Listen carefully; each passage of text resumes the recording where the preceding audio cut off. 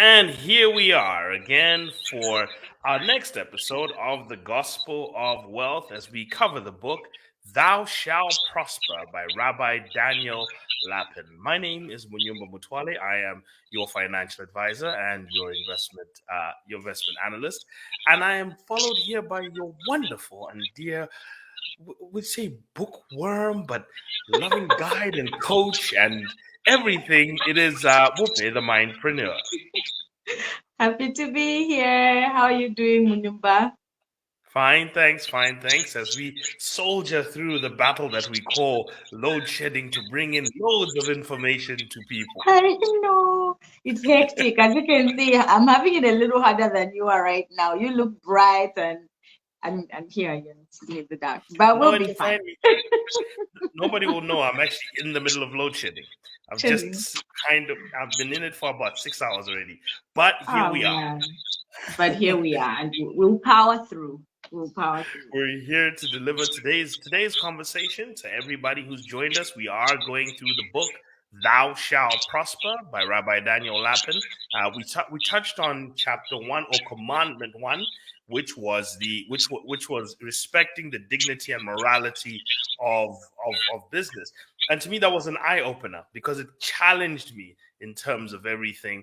And I wanted to whoop it to you. What did you remember taking away from that last commandment? From the last commandment, it was beliefs. It all starts with beliefs. What you believe is what will inform how you act and the results you get. So, limiting beliefs. Effectively, we're all battling limiting beliefs that we cannot prosper because we've limited ourselves mentally. So, today, Absolutely. yet last week, we were talking about mental limitations. Now, we're breaking through social limitations because we started with the mental and the social. And the second one is extend your network of connectedness to many people. Now, I know this is an introvert versus extrovert battle, which everyone seems to have. Yeah. I'm curious on your end. What does that mean to you before we get deep into it? I'll tell you what this chapter was for me. It was a little cringe because it was moving me out of my comfort zone. I believe in a small network of people and cultivating that. And the basic summary of this was make lots of new friends, try to help them, make sure that they all know that you are eager to do it. And I'm like, oh man, that's a stretch. So yeah, for me, it was a stretching commandment, but lots of insights and I love that. And I love it because it kind of falls in line with God's top two commandments. Love Mhm. God with all your heart, but also love your neighbor as much as you Yeah. love yourself. So it does speak to Mhm. this neighborliness, and God's commandments are always about Love worshiping God. Him and Love decide and God. what's it, fellowshipping with others as well. So there's always this thing Absolutely. about being created to connect with Him, but being created to connect with people because we are beings meant for connection. That's one of the things Absolutely. that it already talks about, and nothing Yeah. speaks to that greater than the economy. So, off the bat, I wanted to start with what he started to talk about in terms of the value of relationships. Because the thing is, Mhm. why? Why are these relationships so powerful? So, a couple of points he points out is one is the power of connection. And the power of Mhm. connection being that connections unlock partnerships. Um, there's nothing great in this world, or very little that's great in this world, has been done by people on their own. They've been done by people in partnership. So that's one of the most powerful things that people have to pay attention to. And it's also focusing on not just any partnerships, but mutually beneficial partnerships, symbiotic relationships where people are growing together, building together, where your profit is my pain relief. It must be this thing where we need one another and we connect with one another, we take a journey with one another. In fact, in marketing, we're often taught to package it like we're taking a journey with our customers. And I loved one of the things why the most oddball examples to this was, and this was deeper in the chapter, when he brings up the story of Cain and Abel and how he talked about the fact that you need to be amongst people in order to thrive. And Cain's punishment for committing murder was not death, it was isolation and the inability to form community. Cain was basically banished to be alone. And that's the deepest punishment in the world. Why? Because God's trying to teach us a deep lesson there, that you need to be amongst people in order to actually thrive. And one of the other things he brings on later in the book is he says, the more people have had contact and communication with each other, you've seen wealth expand rapidly. That's a fact I never picked up on as well. That the more communicative technology that's been built from the time of the telephone to today's social media, never has the world seen so many billionaires in the world. And it's off the back of the fact that as human beings talk more, we trade and we transact more as well. And that's actually one of the most powerful things. So I think today I actually finally saw something equally to the power of being in community and communicating with community. And as I said that, I think the word community and communication literally have the same root. And it's even made me a little bit curious as well. What did you get from that part of the power of connection? It was everything. And just riding off of what you have already said, look at the times of COVID. Look at businesses like Zoom and Google Meet and them growing. It speaks to what you have already spoken about. When we see in Genesis, for instance, we see when God is at creation, he says, let us make man in our own image. So he didn't say, let me make man in my own image. He says, let us. So there's a sense there's always a we. And when God looked down and saw that there was no type for Adam, he said, let me make a type for him so that he can be in connection and growth with his own kind. But also I love in the book how the author talks about how the commandments are split, right? The way he talks about love God, love neighbor. But like the first 5, he talks about pertain to his relationship with God, a human being's relationship with God, and then the other 5 are man's relationship with each other, and those are reflective of one another. But the first one, when he talked about the commandments that he says, was how the bridge commandment is one that says honor your parents. I love that, not strictly the way he said it, but the fact that, in fact, it's the way he said it. First of all, the first interaction a human being has when we're, all things being equal, it's your parents, right? Obviously, there are situations where kids are abandoned, but the first interaction you should have is with your parents. Your mother nurtures you, she feeds you, she bathes you, your father plays with you or whatever, or they do these things interchangeably. So that foundational relationship speaks to family. And if we can get that right, it builds a good foundation for how we interact in the world. And now with the blowing up of mental health conversations and everything that goes on, we've also learned that a lot of trauma comes from that foundational relationship, which then affects how we show up in the market. So for me, it was a lot of thinking about first we get the mind right. Once we get the mind right, then, like you had introduced, we get our socials right. But a lot of getting our socials right is going back to the foundation, and the foundation is, how did we do at home and how would that affect our relationship with other people? So that's sort of what I also extracted, just to add on to what you have already said so beautifully. And even when you were talking about Cain, I was thinking about how in the curse, when God had banished him, like you had said, to isolation, right?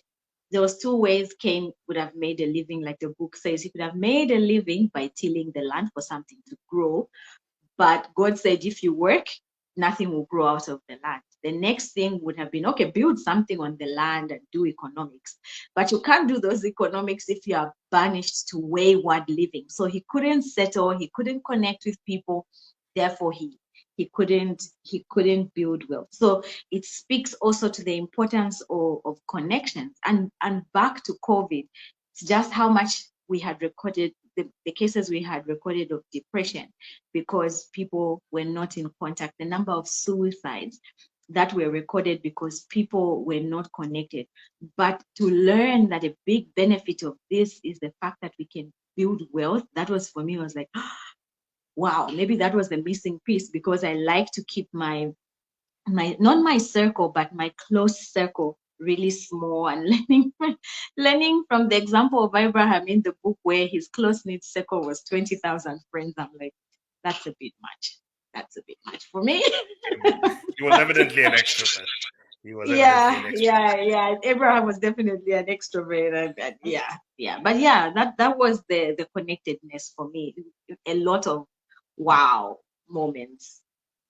I think the other one that I think we can all take from this, in Mm, terms of the fact that one, it teaches us that wealth is built in community, because that's the first mm, lesson that we get, and absolutely. there's huge value in people. We must learn to value people.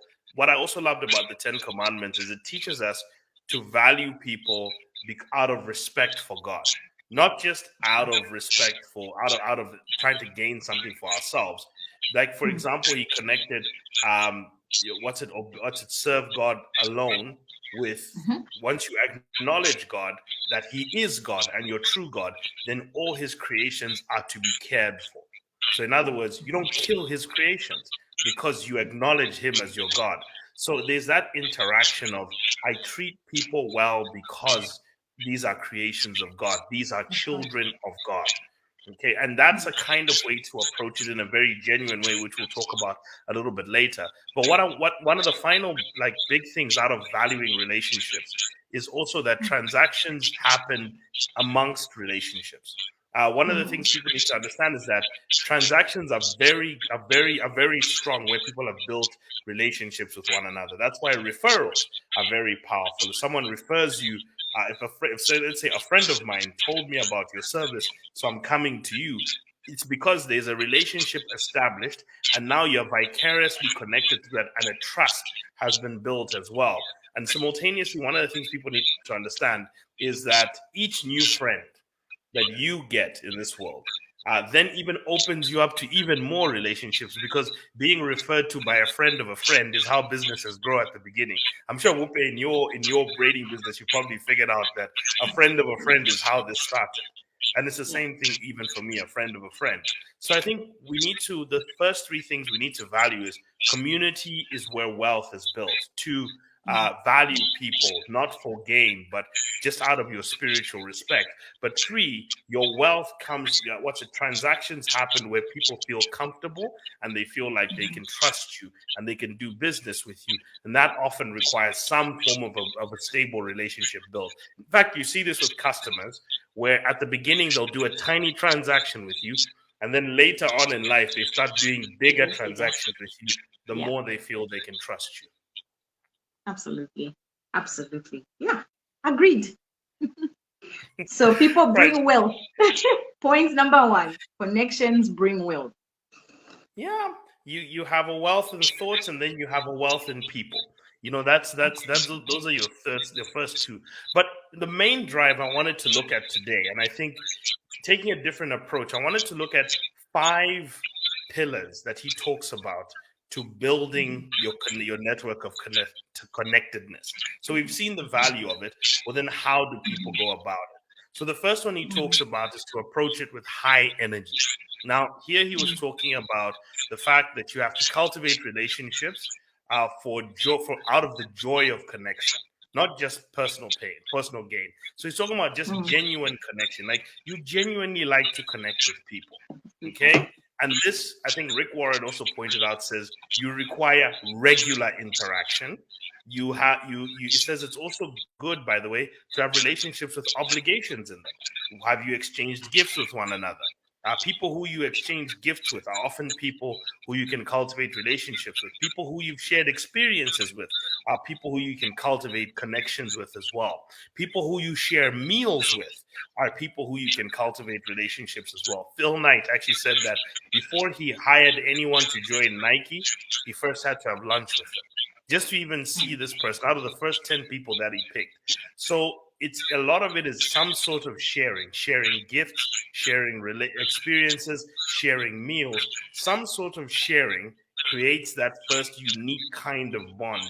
And then there's a regular interaction that should follow with that. Even Rick Warren talks about that as well. I don't know. I know that now this may be the part you may be comfortable with because it's talking about deeper connections and genuine connections. Yes, this was my absolute favorite part to read, and I love how he explained it, right? He talks about when cultivating deep connected relationships. He gave examples of going for a movie versus buying books, not buying books, going for a movie versus buying gifts, right? And he talked about, okay, which was my favorite example because guys always get it wrong there. So I was like, this one I'm going to talk about. We're Mhm. going to throw it in there, something you don't struggle with, Munyumba. So you're off the hook for this one. So he talked about, because I've heard it before sitting with men and having these conversations where some people will say, no, but this person already knows that I genuinely love them. And if I have to give them gifts, doesn't that make the relationship materialistic? And it's like, no, you're missing the point, right? The point of giving the gift is for connectedness, right? The reason why I'm sitting and having a deep conversation with you is so that we can connect and grow the relationship. The the love you feel in your heart, the appreciation you feel in your heart for another person is something you are feeling, but they can't interpret it or understand it unless you show them, whether it's through gift giving, conversation, and that kind of stuff. So I really, really love this because he really explains well the importance of connection, and that it's not about materialism. It's about, I can feel that I love my friend, but I have to put my money where my mouth is so that my friend can know that this is how I feel about them. So I really like that part. I like how he also explained that, you know what, activities like, for instance, watching a movie. We are both watching a movie. There's no real connection there except that we are spending time. So there's no difference in us watching the news or a soccer match. I won't be very interested in that. But if we sit and have a conversation, read, for instance, do something like this, where we read something and then exchange on that, that's more meaningful. So I really, really love that. So yeah, and there's a part he talks about where, and I know I'm just jumping all over the place, but there's a part where he talks about the other kind of love, where he says Ooh, I that's love a that. giving kind of love. I And give. that already connects that in order to express love, a form of giving has to take place. Whether it's a Absolutely. giving, it's a time giving, but there's a sacrifice that has to take place in order for an expression of love to be fully understood. So I think I understand where that's coming from. Though as guys, we'll defend our ground, but we'll leave that. Yeah, you are tricky people, but yeah, we love and accept you just as you are. But yeah, I just We'll- want to emphasize that I love that for the Jews, the root, the was it the Hebrew? Is the Hebrew word for love is, yeah. What is it again? I'll leave the pronunciations to you. Ava, which for them the literal meaning is I give, right? yeah, And I love that when it comes to love, it's not a selfish thing. It's I give, and there's a principle of reciprocity there, where every Jew sort of believes that. So Munyumba, if I give to you and you give to me, the relationship thrives. So if yeah. I believe I give, you believe I give, there's no way it won't work. But a lot of relationships, whether it's business, marital, partnerships, they don't work because one is a taker, one is a giver. And where there's no reciprocity, it can't work. And that's why you have to go back to Commandment 1, which says Mm, respect the dignity of business. Because if you do that, then you understand business is about service. Because you have to absolutely. serve someone in order for them to be able to pay you. So that it's an exchange. So if you're going to get Exchange, yeah. used to business exchange, relationships kind of train you for this kind of Mm, exchange. That there is an mm, exchange that always takes place. It's not transactional, just the blood, the brute force transaction. There's also a giving of self that has to be in there. Your work is a giving of yourself because it's a giving of your mm, time. Although the mm. other thing now, this is the extrovert side, or the introvert side talks about deep relationships and genuine connections. The extrovert Connection. side says engage in various kinds now of Mm, interactions. And he's mm, there now trying to tell us that, look, you really have to look for every opportunity to try and meet people and try and interact with people. It has to be intentional. You can't sit on an mm. island and now hope people are just going to come for you or banana fall on me, like what's his name, Davido says. You can't have that happening. So you have to Oh find a my way to God. engage with people So it's religious, it's gyms, it's networking events, and you really have to go out to it. We even talk about this in building your career capital. We say your career capital is your know-how, know why, and know who. Are you networking at professional events? Are you networking at social events? Where are you where people are?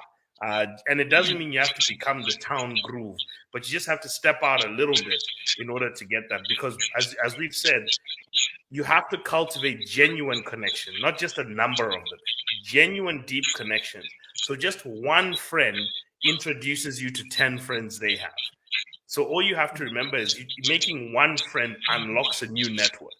Every new friend is consider that a new network of friends because they've got 10 people who they know deeply as well. And those 10 people have got 10 people who they know deeply as well. And being introduced through friends is the right thing as well. So it doesn't mean you have to go there and say, I met 25 people. It's even if you made one deep friend in there or made one genuine connection, that will unlock a whole new world for you. I'll give you a simple example, and it's an example you should know. I'm just saying that when I met Mlenga, okay, the people she knew, okay, and I didn't know any of those people, but just by knowing her, she had a network of people who she knew deeply that introduced me to those people. And now Mlenga has been gone for 2 years, and those people are still in my life. You know, a lot of those people are still in my life, still connected through her. So it shows you that you can make deep connections through just even one person who can then open you up to another group of people. So it really is a quality game, but just give yourself a lot of opportunities to get there. Yeah, absolutely beautiful. I love that. And just in addition from the book, how again I'll leave the pronunciations to you about what is that thing that the men go to every morning. I forget what it's called, but it's church that they go to. Yes. So it's that church. Yeah. So it's church that the men go to every morning. And because you have access to those men, you have access to community, right? So one person would say, you know what, but that's an opportunity for men. The spirit behind the teaching of taking advantage of every opportunity that you have is the fact that all of us have spheres in which we go to. For example, women, we go to salons, we go to parties, we go to kitchen parties, kids parties, we organize those things. So all those are opportunities that we can leverage to grow our networks. So what he talks about is whether it's religious. In Zambia, we have things like Toastmasters, which I love. We also have like the Rotary Club, social interactions. We see on Facebook so many events all the time, online, physical. Is take advantage of those things to meet people, even people who are looking for spouses and single. You can't just do it on the internet all the time or wait, like you had said, at home. You have to go out and meet somebody. I rest my case. You have to go out. Look, this is all breaking on the point of your network is your net worth. So effectively, the first sub-commandment of growing your network of connectedness is do it with high energy. Okay? So the first step is do it with high energy. The second step is do it with sincerity. Okay? Yeah. So in as much as one, yes, you must do it with high energy, but do it with sincerity. What he's saying is approach people with the desire to actually want to make friends. Okay? Yeah. Like if you go out there with the desire to actually want to make friends and not go in there with just ulterior motives, because the reality is people can smell when somebody's here just for something. All right. Absolutely. They want when to someone know is off, you just know. Yeah, so I think it's if you go out just genuinely trying to make a friend or trying to make a colleague or just talk to people, get to know who they are, understand more about them, ask them questions about themselves. Guess what? People like talking about themselves. So if you actually ask people questions about themselves, you start to connect with them a bit more. So I think this is one where you have to do it with sincerity and with the genuine desire of just trying to open your network, even if there's no gain to it. Okay. And across all financial spheres. He actually even says people of all financial spheres. He talked about a driver who one day just gave him a lift. They were talking and then just gave him a lift. And these guys connected. And then all of a sudden, that driver was now his common driver when he was in the DC area. And that was something that was a business relationship that cultivated out of a genuine act of kindness that became a relationship. And now that was who they built. So just genuinely going out there. Did that driver know that by that simple act of kindness and that conversation, he would now have a certified customer that's coming to him all the way? And he's even written a book. He's even written him in his book. How many people have said, where's this guy now? I want to go with him now. I want to know. We want to know. These are the kind of things that they mean in terms of if you go out there just genuinely trying to get to know people, there are opportunities that are availed to you if you just sincerely and genuinely. So do it with high energy, but do it with sincerity. I know about your thoughts. Yeah, absolutely. Like I had said, you can smell when someone just wants something from you. And I always love that saying that says we are spirit beings having a human experience. I always refer to this because that spirit man always know, how spirits, things of the spirit begets spirit, flesh begets flesh. So if I can sense that you are off, chances are I'll find you repulsive. So it's very important that when you're showing up to people, you're very sincere in what you're doing, genuinely care about them. And this goes back to the foundation of when God said, when Jesus was talking about who was that who asked him, what is the greatest commandment? Was that the rich man or Barabbas? I forget now. It was John, yeah. And in the book of John, but it was the fact that it was love God, love neighbor. Right. And all the commandments rest on this. And genuinely just going out, like you had said, from a heart of service, from a heart of love. And which is, like I would say, one of my two values are just faith and love. If you can work from that space, right, the right people will come to you, the wrong ones will go. And I truly, truly believe that. Yeah, actually, I think it was one of the Pharisees. It was one of the Pharisees that tried to ask him which was the greatest commandment of them all. We'll fact check that sometime, yeah. But it was one of those where they tried to trip up Jesus as usual. Yeah. But I don't know why they tried. Yeah. But so if you and the truth is, even when you're in business, I know there's a marketing coach who I follow named Alex Catoni, and she trains people like genuinely on this stuff. And she says empathy and sincerity are the strongest weapons, even in a marketing message. If you truly feel like you feel the pain of the people, and they can hear it when you really do this, you feel their pain and you understand their frustrations, and you're there to honestly help, even if it comes at a cost. Just that feeling of sincerity, at least already now, tell someone, I'm willing to get into a relationship with you, whether it's a business relationship or anything. At least I know that my feelings are known, they're validated, and they're protected. And you're here not just to extract everything out of me, but you're really here to pour into me as well. And that feeling of knowing that I'm not going to enter this relationship and leave it empty, but I'm going to enter it in a way that I'll also be filled in two ways. That's that reciprocity. Sincerity protects that mutual benefit and reciprocity we talked about when relationships thrive, in that mutual benefit. So that's one of the reasons why he kept on talking about that. The third one, I'll give it 3 words. What I got from it was do it voluntarily. I'm going to add 2, verbally and visibly. So in other words, don't hide in a bushel somewhere. You know that song, This Little Light of Mine, hide it under a bushel. No, I'm going to let it shine. So let your light shine. So in other words, be proud of the work you do. That's one of the things he says. So in other words, you see, in order to connect socially, have you noticed you need to believe in business being moral? Because how are you going to proudly tell people what you do if you don't think it's a moral thing that you do? I remember, and I know this was one of these podcast things, but this guy who was asking one of these women who do OnlyFans, I don't know how he got to this world, but he asked. I don't know. But I cringe every time it comes up.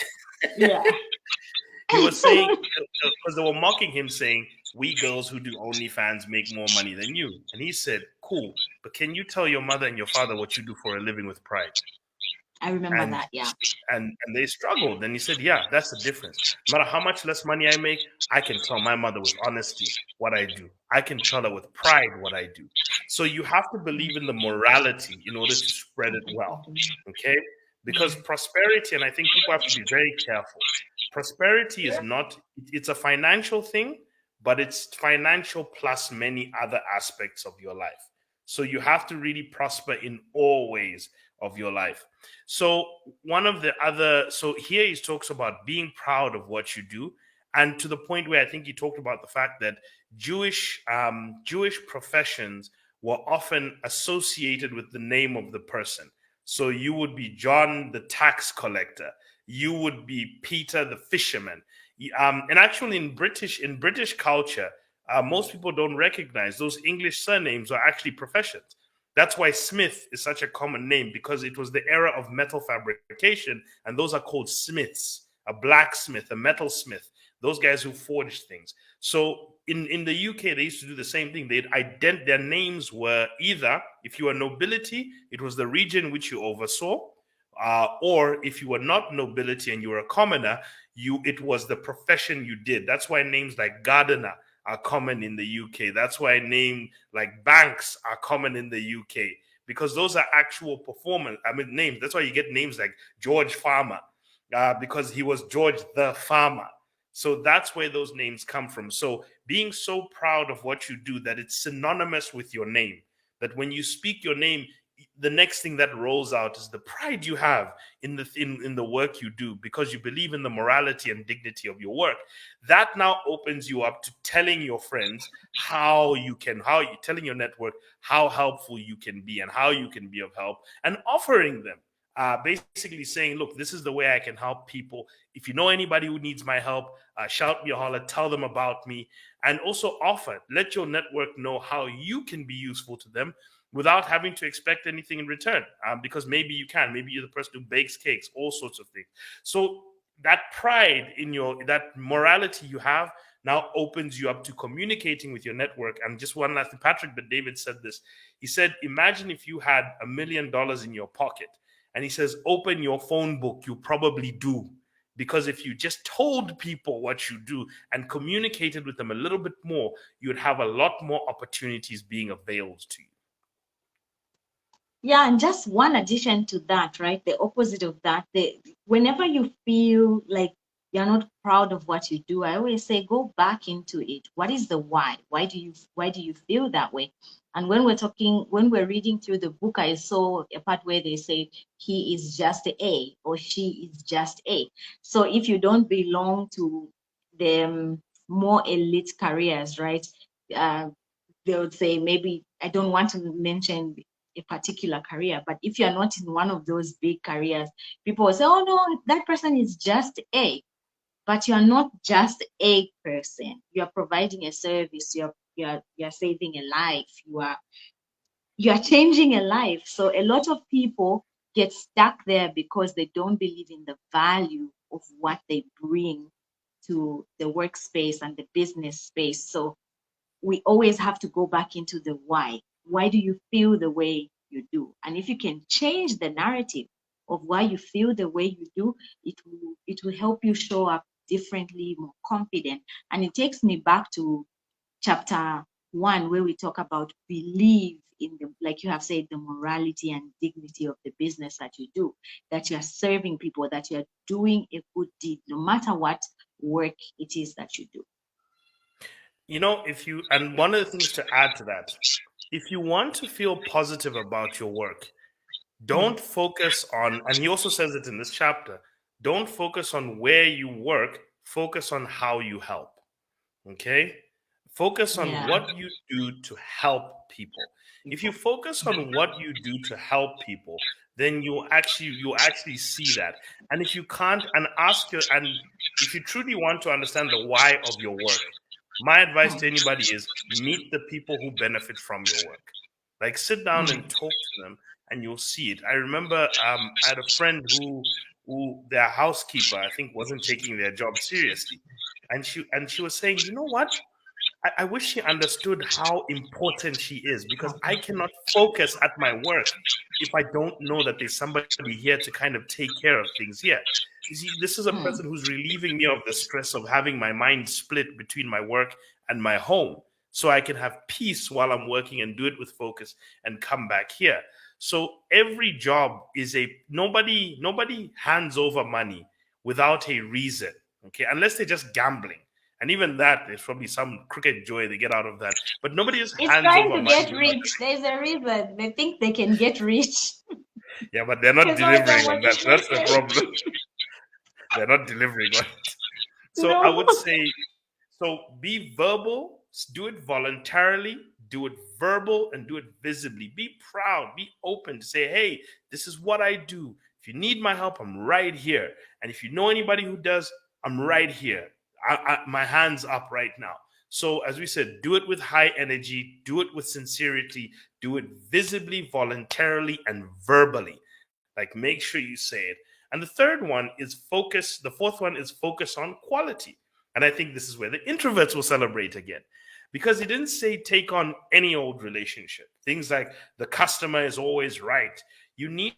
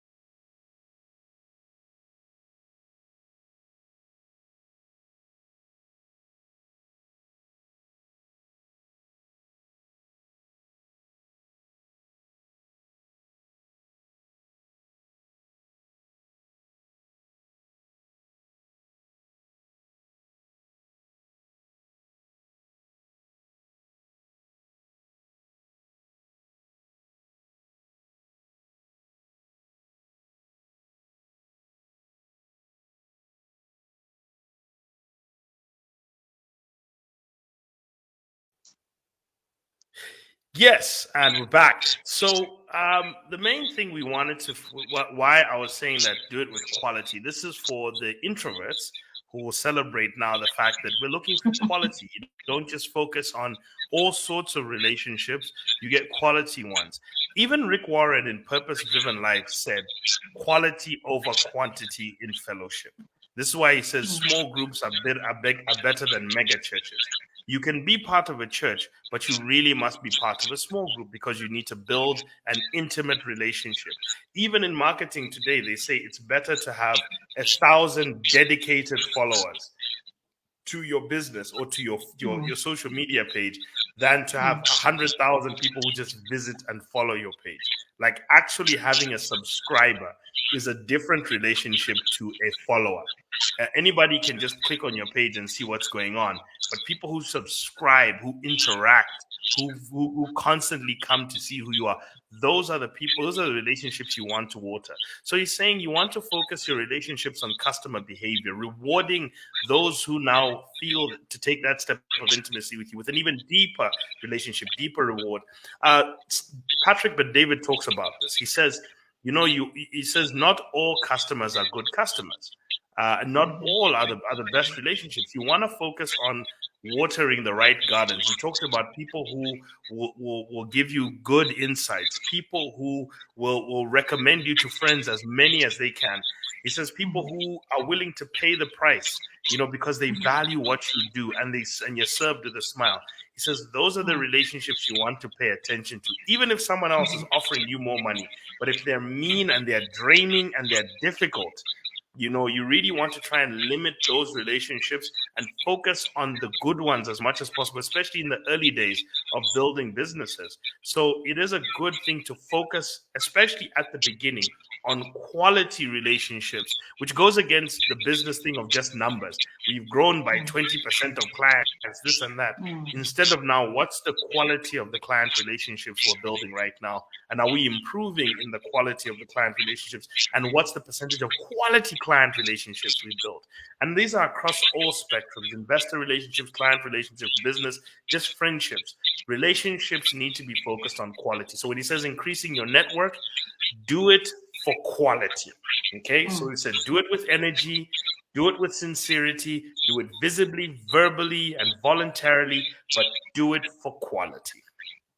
Oh, love that. And the one thing that was in the back of my head as you kept explaining that, and especially in this social media age, is we don't understand the power of influence. Right? Yeah. We see a lot of people say, "Oh, that person is an influencer."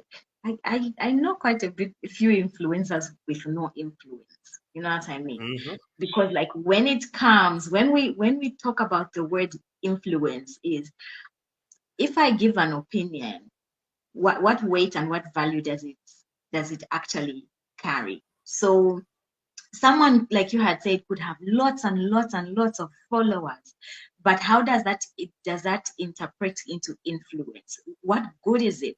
I had a mentor who started this whole social media thing. In fact, I think she was one of the first people in Zambia, right? And one lesson I had picked up being mentored by her was she was never ever moved by numbers. Yeah, she always said every time we went to see a client and why they should work with her when they made an invitation, she said to them, you have to understand that everyone on my platform, at least the majority on my platform, are people who want to be there. I didn't do any ads. I didn't force anyone. And it's true. She had like a loyal following of people who genuinely loved her. The numbers were not big, but the influence she has, even the quality of clients that she got, it spoke to influence, where you would see other people with bigger platforms, bigger numbers, not even half of that influence. And for me, that was a big lesson to carry in understanding and just the patience in building. And when we speak about quality, because we're in a viral culture, a lot of us are in a hurry to accumulate the numbers. But if you're going to be effective, quality is very important. Who is coming? How are you dealing with them? Because a big conversation we have already had is connectedness. So you have all these millions of followers, but what's the connection with you and them? Especially that you are sort of influencers are self-employed, because the brand lives and dies with a person. So how you connect with them is how well the brand will live. So yeah, the word for me there was influence. It's very, very important. When we talk about quality, it goes into influence, which is very, very important for me. And you know what? That influence is built by sincerity. It's built by empathy. It's people who feel like they're heard when they're with you. They feel like they're understood. It feels that they feel like they're helped. In Robert Yeah. Cialdini's influence, the psychology of persuasion, a very, very important book for anybody to pick up, because Yeah. he teaches you that's with study and everything. It's one of the, I think that's still one of the classics on sales. He breaks down that people connect, and they're persuaded by people they feel they are like. And the liking factor is where they feel like they're common ground with you. They feel that you are helpful to them, and they feel that it's common ground, helpful or complementary. Okay? You make them feel good about themselves. So you either do three things with people. You make them feel good about themselves. They feel like you're just like them, so you must understand them, and they feel like you're helpful. Okay, so really that influence is built, it's cultivated over a period of time. And also, by the way, the more valuable your recommendation becomes. Because if you have a strong network of people that you've built, your recommendation grows as well. And you're the kind of people who even businesses want to say, hey, can you support our business? Or can we do business with you? Because it seems your word carries weight. Because that's what deep connections do. Your word now carries weight. out in society, having that connectedness with people. So I think that's a very powerful thing to also bear in mind. So yes, focus on quality. So do it for quality. That's what I really wanted to stress as much as possible there. And finally, in terms of this building of relationship, do it joyfully. Now, this comes in two parts.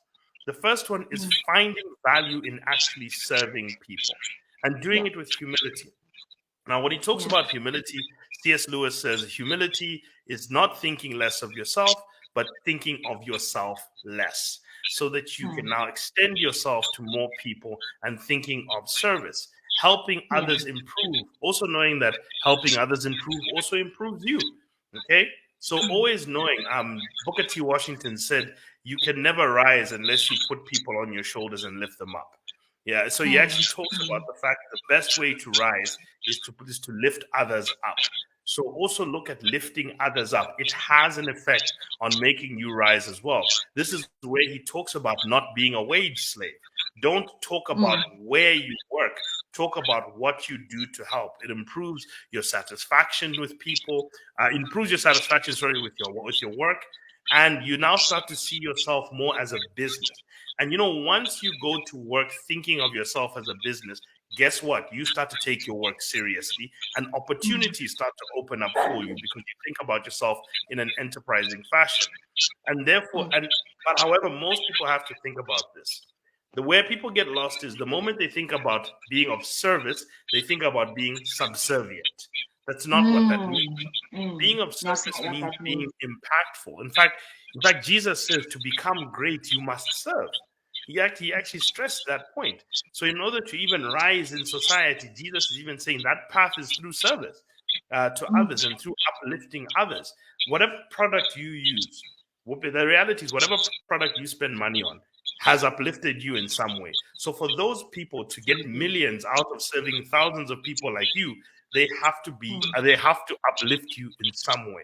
So I think this is where the whole thing of giving, of having a loving heart, this is where learning that giving part of relationship, if you can do that, then you do the same thing with your customers. If you're giving in your relationships, why wouldn't you be like that to your customers? If you're thinking about being mutually beneficial in your relationships, why wouldn't you be like that in your customers? I do strongly believe that people who are joyful in their relationships tend to extend that into their customer relationships. So it's also a practice ground to look at it like that. So the first part of serving joyfully is finding the value in service to the person and also even to you, what it does to you as a person. Before we get on to the final point, what is your thought on that? Oh, love that. So many things have come out of what you have said. First, I just want to back up to the be a business part, right? Because a lot of the times when you're an employee, we tend to identify with our job title. So if you ask me, Bupe, what do you do? Oh, I work for so-and-so. I'm a sustainable partnerships advisor. Okay, what's that? Which is slightly different to if I say I help institutions build sustainable partnerships. In that way, someone understands the actual work that I do. So I bring different kinds of partners together, including government partners, cooperating partners, private sector together for sustainable development. Said it under 30 seconds, but someone has better insight into what I do as compared to if I had just said sustainable partnerships advisor. What does that even mean? You know what I mean?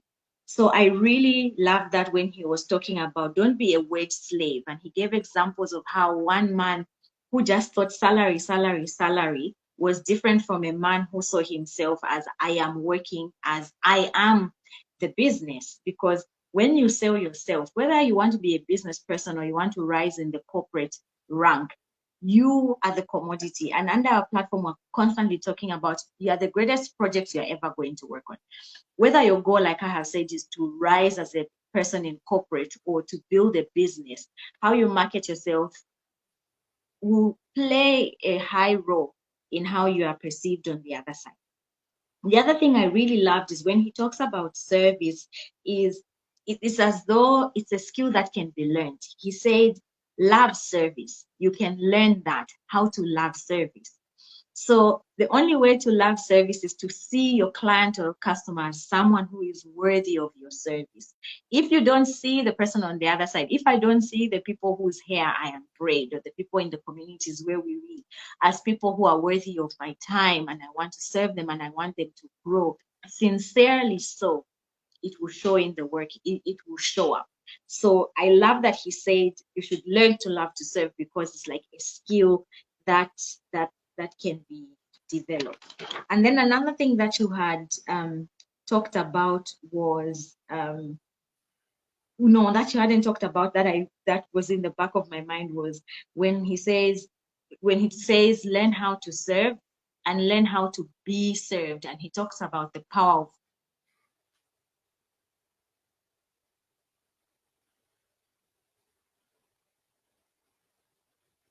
of, for instance, when you go, you can only value a service when you go into a restaurant, like that little tip that you give the waiters for the work that they have done for you. It's gratitude. In fact, I dare say it's just good manners. When you've been served well, just say thank you, tip, because you say acts what it means. Nice to say thank you, but if you can go the extra mile and tip, they'll serve you better the next time you go there, and people will never forget you, which is what I like about going to restaurants, because when they see you, then they'll smile at you, you get the best table. So I tip any day, and the more I earn, the more I tip. So yeah, so it's just learning to be served is also about that. Then yeah, I think on those points, that's what I would add. So yeah, seeing that value in service Hmm. is an extremely important thing. And I just wanted to add to that thing of, there's a scripture I remember King Solomon saying he was, but it was a caution to men. He says, "Do not dabble with harlots, for they shall reduce you to bread." And he's basically saying, for if you're a married man, you go flaying around there. These women will reduce you to bread and Yeah, they'll we drain will. you. Yeah. Yeah. So 'cause he says that's how they look at you. But I remember reading commentary on that says anybody who looks at another person as an ATM, as a way to extract out, Yeah. has got the mind of a harlot. So you can judge a harlot on the streets for selling their body, but it's just a few tweaks of circumstances, and you'd be in the same situation because you have the same mentality of extraction. You don't see There will be humanity in some people. people on this platform who will be triggered by that, but it's okay. But it's okay. Man or woman, by the way. So I'm Yes, putting that man out or woman, by the way. there. Okay. And the point I'm just trying to say is that you need to look at, God doesn't want you to interact with people economically looking at them as bread. Do not look at a human being as bread. There you are never going to find joy in service, and you're never going to find joy in being served. Look at them as a human being. And when you look at them as a human being with faults, with pains, with struggles and challenges, and you are the hero here sent to try and help just alleviate just a little bit of that pressure, you start to see a lot more meaning and satisfaction in what you're doing. And there you'll see the value in service. You can never see the value in service without seeing the value in who you are serving. So one of the biggest problems with employees that hits them the most, and I say this because I've been one myself, people, and just go straight into the entrepreneurship world. I've worked too, is that you rarely meet your customers properly.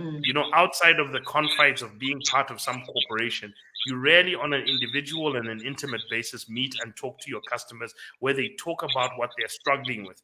When you start to do that, you start to cultivate a more meaningful relationship with the work you are doing in their life. So this is why I always say, meet the people, hear their pain. I had a friend who worked in human resource at a lodge, at a series of elite lodges, and she went. Her customers were the employees of the lodge because she was human resource.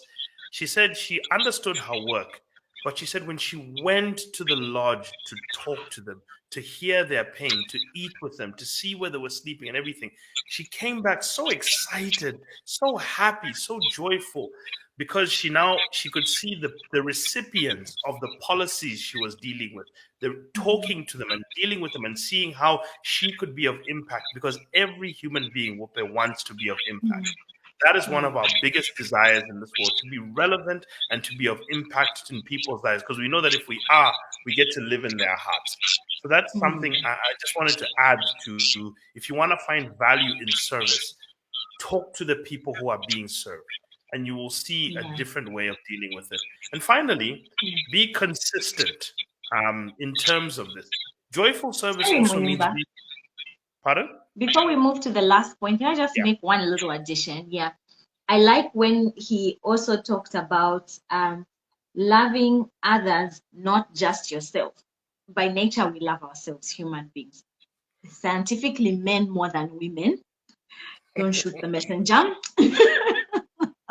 But something I loved about women. no, scientifically, men love themselves more. It's not me. It's not me.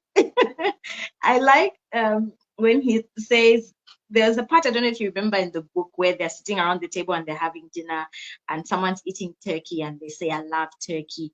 And he says, no, you don't love turkey. If you did, you wouldn't eat it. Okay. And that drives a point home where sometimes we think we love people, but we always have to check our acts also. Do you just love making money, or do you genuinely care about serving the person? And I like the other example he gave about, the author gave about, look, if a married man says to a single woman he loves her, he's not different from the person who was eating turkey and saying he loves turkey, right? Because love is sacrificing. Love looks out for that person. So if this married man genuinely loved this woman, he would not, for lack of a better term, and I thoroughly hate this word, he would not be eating her. You know what I mean? He would be protecting her. And so we have to understand, when we talk about loving others, it's that word again, which means the root for the Hebrew, I give. Okay. What are you giving in this business? And even in relationship, what are you giving? And because relationships are a bit more complex than just saying stay away from the person, the depth of the love you feel, even let's even take it away from extramarital affairs, right? In the context of courtships and dating relationships, when the Bible says you should protect your purity until marriage, right? It's like there's this war inside that is waging inside of you to not touch the other person. The depth of your love is proved in restraining self, in conquering self. When you conquer self is when you can say, I genuinely love this person. And I think in reading this is when I understood why entrepreneurship is so hard, because entrepreneurs sacrifice so much time. The hours that they put in are insane.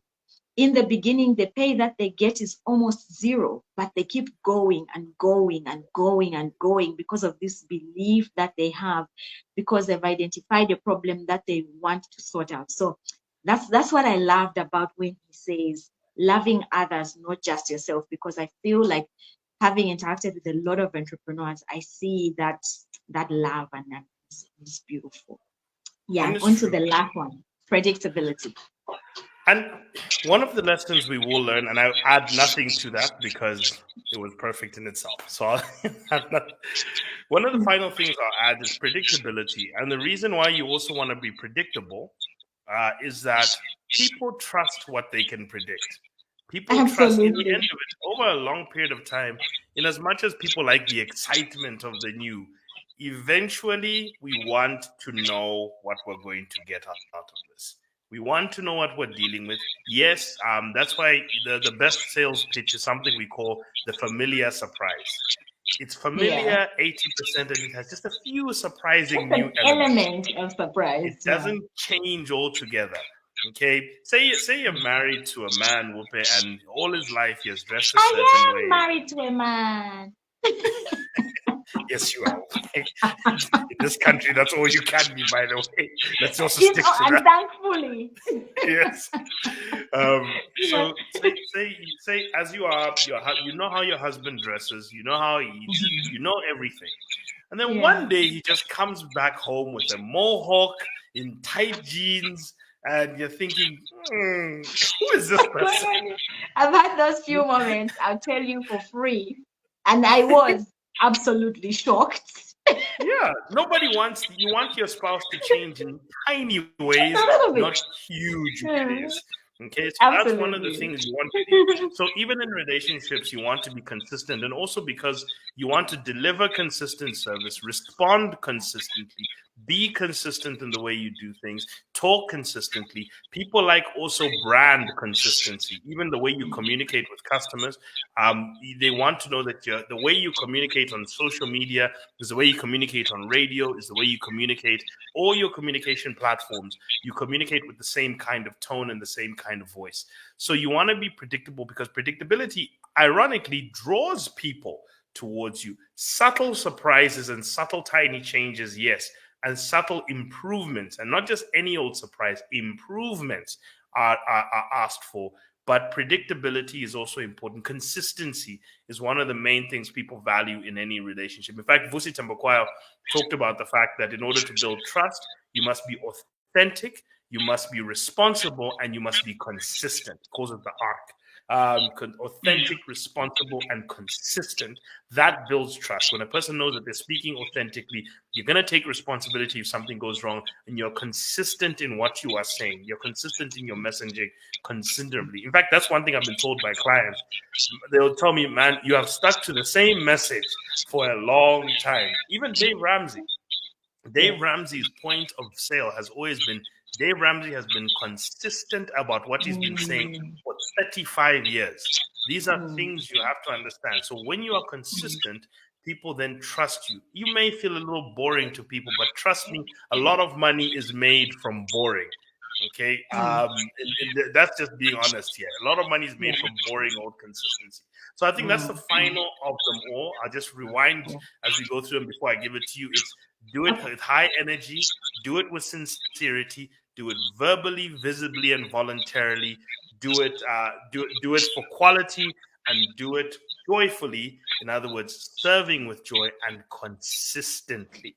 Whoopi, I don't know what points you have on the final point of consistency. Yeah, just a few. I like when they say predictability enhances value. I was just listening to something that Vusi Tambakwayo was on when he asked the presenter, a person asking him questions, why is McDonald's successful, whatever. She says, if I find McDonald's in the USA, it will be the same taste, the same color in South Africa or wherever I go.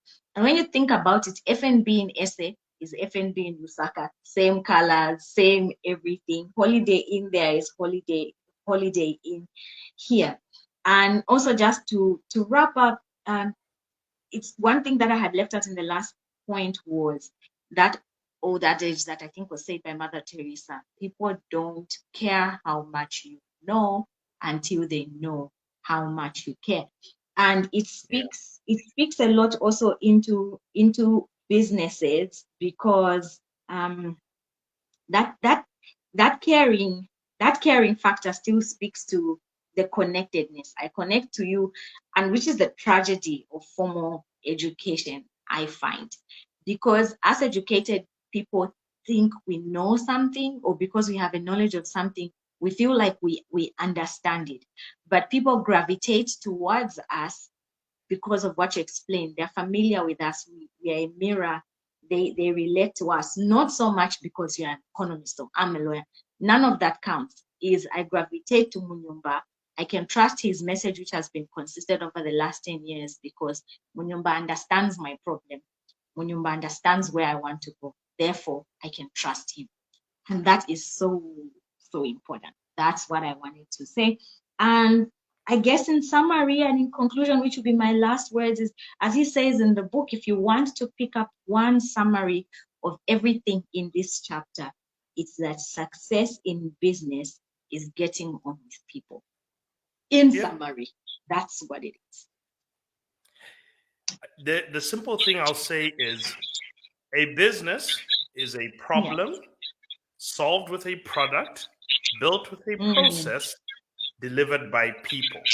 But whose problem? And then I'll extend to it. A business is a person's problem. So it's a person at the end, and it's a person delivering it.